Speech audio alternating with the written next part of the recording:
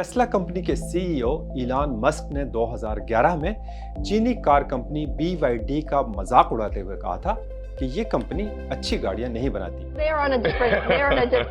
Tell me why you're laughing. You don't see them at all as a competitor? No. Why is that? I mean, they offer a lower price point. I don't think they have a great product. BYD सस्ती चीनी product बनाने वाली company नहीं रही, बल्कि हर शोबे में Tesla को टक्कर दे रही है, चाहे वो गाड़ी का डिजाइन हो, इंटीरियर का मयार हो या फिर टेक्नोलॉजी। जिसके बाद इलॉन मस्क भी यू टर्न लेने पर मजबूर हो गए। गुज़श्ता बरस की आखिरी तिमाही में टेस्ला ने 4,84,000 इलेक्ट्रिक गाड़ियां फरोख्त की, जबकि BYD ने इसी दौरान 5,26,000 गाड़ियां बेचकर टेस्ला को उसके अपने मैदान में मात दे दी। इसी BYD ने हाल ही में पाकिस्तानी मार्केट का दरवाज़ा खटखटाया है और पाकिस्तानी कंपनी मेगा कंग्लोमरेट के साथ मिलकर इलेक्ट्रिक गाड़ियां मुतारिफ करवाने जा रही है। पाकिस्तान में गाड़ियों की मार्केट तरक्की याफ्ता मुल्कों के मुकाबले पर बहुत महदूद है। आप किसी मसरूफ सड़क के किनारे खड़े होकर गाड़ियां गिनने लग जाएं तो 100 में से 95 के लगभग गाड़ियां सिर्फ 3 कंपनियों की नजर आएंगी। इन कंपनियों ने पिछले 30-40 वर्षों में पाकिस्तानी कार मार्केट को बुरी तरह से जकड़ रखा है। पिछले 5-6 वर्षों में चंद नई कार कंपनियों ने पाकिस्तान में कदम रखा तो है, लेकिन फिलहाल बिग 3 का शिकंजा कमजोर होने के आसार नजर नहीं आ रहे, जिसकी बुनियादी वजह यह है कि इन नई कंपनियों की अक्सर गाड़ियां पाकिस्तान के लिहाज से बहुत ज्यादा यानी 1 करोड़ के करीब या उससे भी ऊपर हैं, इसलिए उन्हें अवामी पजीराई नहीं मिल सकी। लेकिन BYD इन नई कंपनियों से मुख्तलिफ है। सबसे बड़ी वजह तो यह है कि BYD पेट्रोल या हाइब्रिड नहीं बल्कि मुकम्मल इलेक्ट्रिक गाड़ी पाकिस्तान में लॉन्च करने का प्रोग्राम बना रही है। पाकिस्तान में फिलहाल सिर्फ एक कंपनी DFSK ही है जो सेरेस के नाम से एक इलेक्ट्रिक गाड़ी मुतारिफ करवा चुकी है, लेकिन कम से कम इस्लामाबाद में तो ये गाड़ी मुझे सड़कों पर नजर नहीं आई। BYD को DFSK पर एक और बरतरी भी हासिल है, और वो ये कि BYD ने दुनिया भर की कार मार्केट में इलेक्ट्रिक गाड़ियों की बौछार कर दी है, और अगर इसे चीन की पहली बैनुल अक़वामी पहुंच रखने वाली कार कंपनी करार दिया जाए तो शायद गलत ना होगा। इसके अलावा BYD के पास सस्ती गाड़ियां भी मौजूद हैं जो वो पाकिस्तान में मुतारिफ करवाकर उन्हें मकामी मार्केट में मकबूल करवा सकती है। मिसाल के तौर पर BYD की सबसे सस्ती इलेक्ट्रिक गाड़ी सील के नाम से है, जिसकी कीमत पाकिस्तानी रुपयों में सिर्फ 27 लाख बनती है। इलेक्ट्रिक होने की वजह से इस पर टैक्स और ड्यूटी कम होंगे, और अगर ये गाड़ी 35 या 40 लाख के लगभग पाकिस्तान में मुतारिफ करवा दी जाए तो तवक्को की जा सकती है कि इसे हाथों हाथ लिया जाएगा। इसके मुकाबले पर फिल वक्त पाकिस्तान में सस्ती तरीन इलेक्ट्रिक गाड़ी सेरेस है, जिसकी कीमत 83 लाख रुपए है। जहां मर्सिडीज, फोर्ड, टोयोटा और दूसरी कार कंपनियों की 1 सदी से भी पुरानी तारीख है, वहां BYD को बतौर कार कंपनी मुतारिफ हुए सिर्फ 21 साल हुए हैं। BYD का जन्म 1995 में हुआ था, और वो भी बतौर कार कंपनी नहीं बल्कि बैटरियां बनाने वाली कंपनी की हैसियत से। शुरू में ये कंपनी शेंजन शहर की एक छोटी सी गली में मोबाइल फ़ोन की बैटरियां बनाती थी। इब्तिदा में इसके सिर्फ 20 मुलाजिम थे, और कंपनी के मालिक वांग चुआनफू ने इसे सिर्फ $3.5 लाख के सरमाए से शुरू किया था। मगर BYD की बैटरियां इतनी मकबूल हुई कि रफ्ता रफ्ता उसे बैनुल-अक़वामी ऑर्डर मिलना शुरू हो गए। एक ये कि BYD उस जमाने में जापानी बैटरियों को रिवर्स इंजीनियर करके उसी किस्म की बैटरियां बनाती थी जो जापानी कंपनियों सोनी और सानियो की बैटरियों से कीमत में 5 गुना कम होती थी।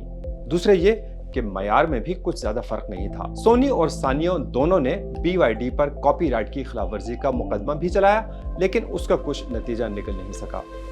अलबत्ता जो नतीजा निकला वो ये था कि 2002 के आते आते BYD दुनिया भर में चौथी सबसे बड़ी बैटरियां बनाने वाली कंपनी बन गई। उस वक्त तक बज़ाहिर BYD का कार मार्केट में दाखिल होने का कोई इरादा नहीं था। फिर जनवरी 2003 में BYD के CEO वांग चुआनफू ने अचानक ही शिनचुआन कार कंपनी खरीद ली। हालांकि खुद कंपनी के बोर्ड ऑफ डायरेक्टर्स ने इसकी मुखालफत की थी।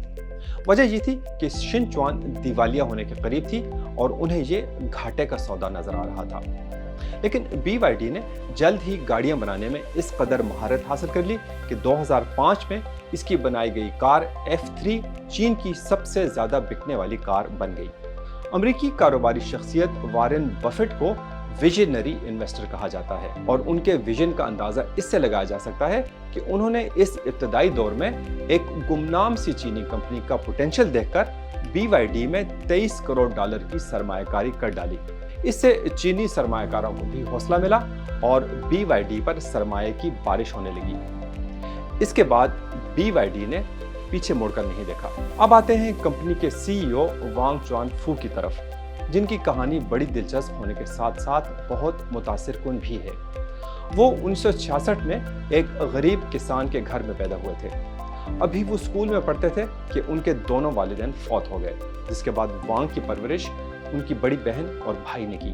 لیکن وانگ نے ہمت نہیں ہاری اور تعلیم جاری رکھی۔ انہوں نے کیمسٹری میں ماسٹرز کرنے کے بعد صرف 29 سال کی عمر میں $3.5 لاکھ کی سرمایہ کاری سے BYD کی بنیاد رکھی۔ BYD کی کامیابی کا راز کیا ہے؟ سب سے پہلے تو CEO وانگ فانچو کا ذکر کرنا لازمی ہے، جو صبح 9 بجے دفتر آتے ہیں اور رات 11 بجے گھر جاتے ہیں۔ انہوں نے کمپنی میں سخت ورک ایتھکس متعارف کروائی ہیں۔ CNN کی ایک رپورٹ کے مطابق کمپنی کے ملازم اکثر وہیں سو بھی جاتے ہیں اور ان کی زندگی بس کام اور کام ہے۔ BYD نے دسیوں ہزار انجینئر بھرتی کر رکھے ہیں، جنہیں تنخواہیں تو کم ملتی ہیں، لیکن وہ دنیا کی کسی بھی بڑی کمپنی کے لاکھوں ڈالر کمانے والے ملازمین سے مہارت میں کم نہیں ہیں۔ اس کے علاوہ دوسری کار کمپنیوں کے برعکس BYD اپنی گاڑیوں کے زیادہ تر پرزے خود ہی تیار کرتی ہے۔ اس سے معیار بھی بہتر ملتا ہے اور قیمت بھی کم ہو جاتی ہے۔ BYD کی کامیابی کی ایک وجہ اور ہے کہ اسے چینی حکومت کی مکمل پشت پناہی حاصل ہے۔ وانگ خود چائنیز کمیونسٹ پارٹی کے رکن ہیں اور اس کے اجلاسوں میں بھی شرکت کرتے ہیں۔ یہی وجہ ہے کہ BYD کو حکومت کی طرف سے بھاری سبسڈی ملتی ہے۔ CNBC کی ایک رپورٹ کے مطابق BYD کو 2015 اور 2020 کے دوران حکومت کی طرف سے $4.30 کروڑ کی سبسڈی ملی۔ اس کے علاوہ BYD کا بزنس بہت متنوع اور متحرک ہے۔ وہ بیٹریاں اور گاڑیاں تو بناتی ہی ہے، اس کے ساتھ ساتھ سیمی کنڈکٹر، ٹرینیں، شٹل اور فورک لفٹر بنانے کے کاروبار میں بھی حصہ لے رہی ہے، اور یہ سارے کاروبار دن دگنی رات چگنی ترقی کر رہے ہیں۔ یہی نہیں بلکہ الیکٹرک گاڑیاں بنانے کے ساتھ ساتھ BYD پیٹرول، ہائیبرڈ اور ہائیڈروجن گاڑیاں بھی بنا رہی ہے۔ آسان لفظوں میں یہ کہا جا سکتا ہے کہ BYD نے اپنے سارے انڈے ایک ہی ٹوکری میں نہیں ڈال رکھے۔ اسی تنوع، تحرک اور ورک ایتھکس کی خوبیوں کی بنا پر توقع کی جا سکتی ہے کہ جو کام دوسری کمپنیوں سے نہ ہو سکا، شاید BYD پاکستانی مارکیٹ میں کر گزرے اور بگ 3 کی اجارہ داری توڑنے میں کامیاب ہو جائے، جس سے پاکستانی عوام کو جدید ٹیکنالوجی سے لیس معیاری گاڑیاں مناسب قیمت پر مل سکتی ہیں۔